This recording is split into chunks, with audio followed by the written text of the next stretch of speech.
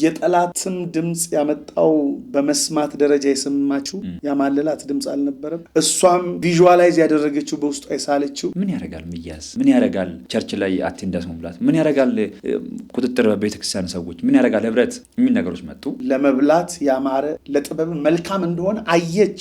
አንዳንዴ ከህብረት የሚያወጣ ሰይጣን ትችላለህ፣ አቅም አለህ እያለ ነው የሚጎትት። እባቡ ሁልጊዜ በክፉ መልክ አይደለም ወደ ሰው ህይወት የሚመጣው።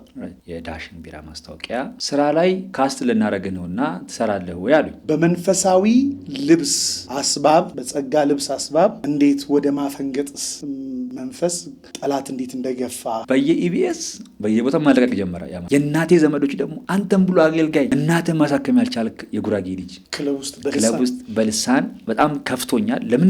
ምን እንዳልኩኝ አላውቅም። አጎንብሼ ልሳን የተናገርኩበትን ቀን በህይወት ዘመኔ ፊልሞች ላይ አሁን እንደሱ አይነት ነገር ሐሽሽን የመጠቀም ድራግ የመውሰድ የመወጋት እንደነሱ አይነት ነገሮች አሉ። እኛም አገር ላይ እሱ ነገር አለ ማለት ነው።